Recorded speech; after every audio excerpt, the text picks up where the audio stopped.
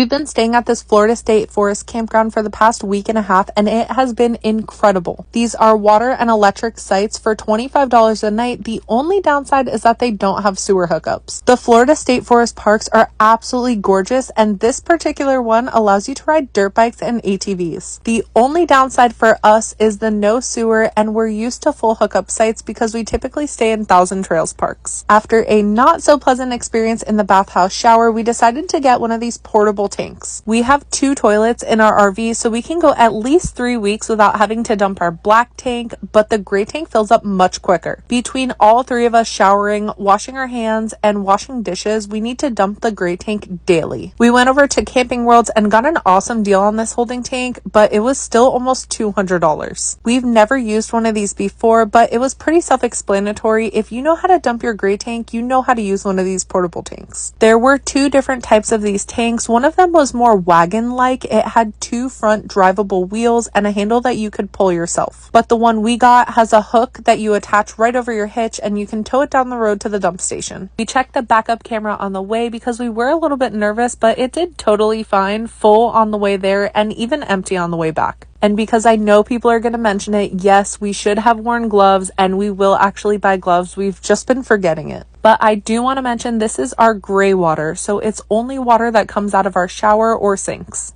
I do think that if we were to ever stay somewhere without sewer for more than like 3 or 4 weeks, we would probably get a second holding tank specifically for the black tank. I really don't know why that's my thought process, because obviously a portable tank is a portable tank and it's going to be dumped and washed out. But obviously the black water is much dirtier, has much more bacteria. We would keep it much more sanitary and use it less frequently. So anyway, this tank is not as inconvenient as it seems. We dump it before we shower, so then when it's filled, we don't have to get all hot and sweaty dumping it again. We just leave the tanks full until the next day when we want to shower. We dump it before it get all hot and sweaty and then have a shower. Here you can see we spilled a little bit of water. It was because the hose wasn't fully secured when we went to rinse it. And we're also still figuring out how much it holds and how much we can fill it up. But that's it. Honestly, it's really not that bad. It makes it much more convenient staying on a site with no sewer. And we will definitely be back here.